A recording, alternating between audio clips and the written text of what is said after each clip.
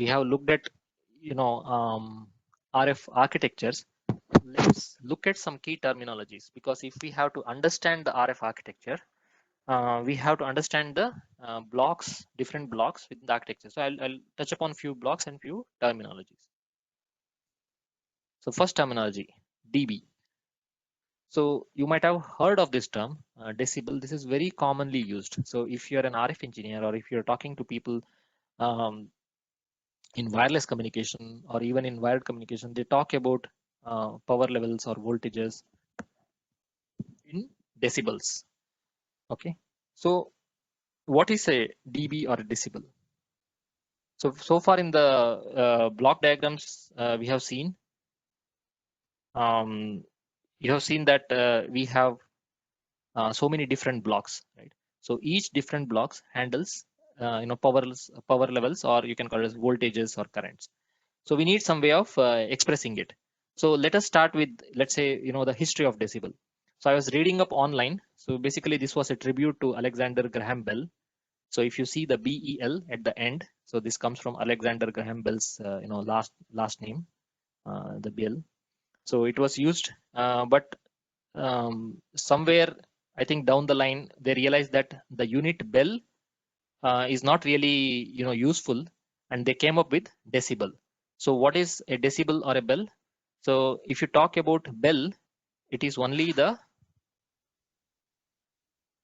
logarithmic function. Let me write here, function of ratio. Okay, this is bell.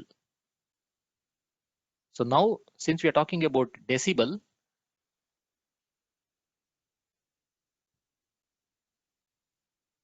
so we have to talk about 10.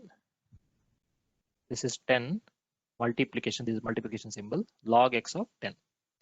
So what is a bell? Bell is a logarithmic function of a ratio.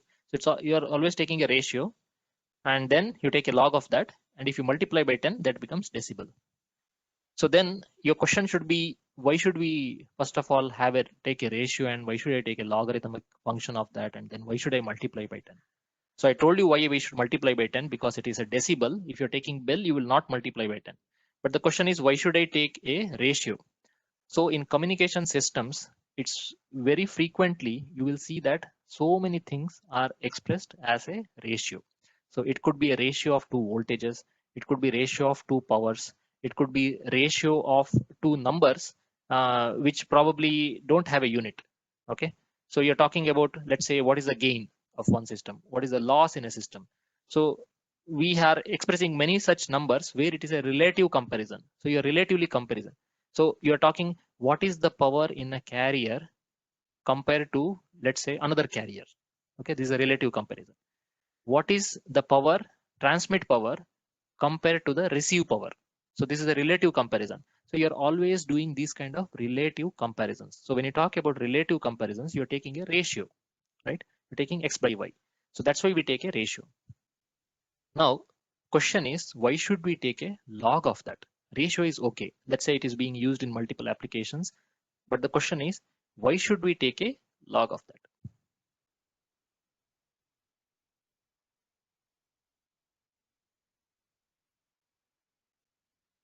So let's look at more about dB. So what is the advantage of taking a logarithm function? So first advantage, you can convert a multiply and divide into add and subtract. So what is the example? Let's say I have two numbers, x multiply y. Now if I take log of this, it will become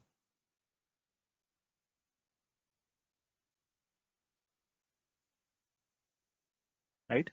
So multiplication, you can convert it into addition. Now what if I have a division? So you can convert minus log z, and log xy, you know that it is log x plus y. Okay, so why should we do all this? So you can see that if you're talking about, if you're an engineer, let's say 100 years back, you did not have a computer, right? You did not have access to a calculator. So most of the calculations were done by hand on a paper. So you can see that when you're talking about in communication systems, we are talking about numbers which are very difficult to multiply and divide. So advantage of taking log is all that complex calculation of multiplication and division, you can convert it into addition and subtraction. Basically, you can do it on a piece of paper. Okay, addition and subtraction. That's the advantage. What is the second advantage? The second advantage I have written here, you're converting a wide range of signal or the numbers into a manageable range. What do you mean by wide range to manageable range? When you take logarithmic function, a big number, let's say I'm talking about, let's say a transmitter power. This is the transmitter power of 1 watt. Okay, but the receiver power, right? Receiver, after the information travels from the transmitter through the air, antenna and all that, it comes back to the receiver. It could be very low. It could be in this range, 10 to the power of minus 12 to 10 to the power of minus 15 watts. Okay, so think of the range. This is 1 watt. This is 10 to the power of minus 12 or 10 to the power of minus 15 watts. It is so low. Okay, now if you have to represent or if you have to work with these numbers, it is very difficult, right? So it won't be straightforward. It won't be exactly 1 watt. What if it is something like this? Okay, what if it is this? What if the receive power is something like this? Okay, it is very difficult to work with huge numbers, difference numbers like this. But if you take a log, you can see that we'll make it a manageable number, and then you have to just use addition and subtraction to those numbers. Okay, so you can you make that wide range numbers into a manageable number. The numbers become small the moment you take a log. The numbers, this for example 10 to the power of, if I write here 10 log 10, 10 to the power of minus 15 is actually minus 150. Okay, so you have converted 10 to the power of minus 15, that number, into minus 150. So you can always work with number like 100, 200, minus 150, right? That is a manageable number. So that's the advantage with the decibel scale.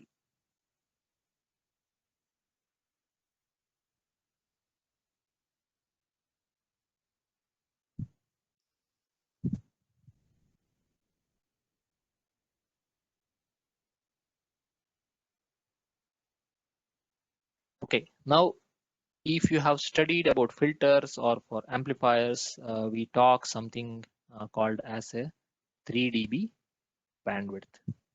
Okay, so you can see here, this is an example of a 3 dB bandwidth. What is a 3 dB bandwidth? This is at the full power. This power is 3 dB below. What is 3 dB below? So you can, this is 3 dB below. Okay, this is 3 dB below. What is 3 dB below? When we talk about 3 dB, we are talking of, let's say, some unknown number 10 is equal to minus 3. Okay, this is 3 dB below, so you have to take minus 3. What is x here? So x comes to 0.5. So what does that mean? The power level from F0 compared to here, it is only half. So this is also called as half power bandwidth. This is one of the important numbers that you will see, 3 dB. It always talks about half. Now what is plus 3 dB? So plus 3 dB, you can think of it as double. If a number changes from 2 to 4 in linear units, if you take a log, it means that it has increased by 3 dB. Any number doesn't matter. Let's say I've increased from 10 to 20, basically doubled. So whatever was the dB value here, you basically have 3 plus the dB value. Here it was x dB, it has become 3 plus, x plus 3 dB. Okay. This is a doubling. The moment you say half, the 10 becomes 5. That means you have reduced by 3 dB. So it becomes minus 3 dB. Okay, what are the other frequently used relationships? You can have, since I told you it's a ratio of two numbers, so you need something in the denominator. So if we are talking about power levels, so power we express in watts, And in mobile system, it is typically expressed in milliwatts, which is 10 to the power of -3 milliwatt.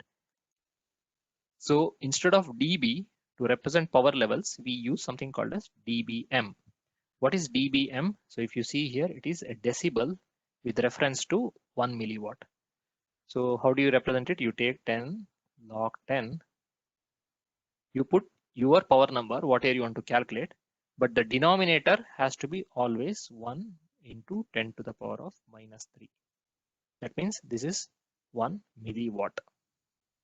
And this numerator is your power level. You can take it as 1 watt or 10 watt or whatever number you want to insert, you can insert here. Okay. So whatever the value you get from here, that number, let's say y, it is dBm. This is the power representation. Okay. Example I have given here as 0 dBm. I have given 0. How do you get 0 dBm? You take 10 log 10. You take 0. Sorry, you take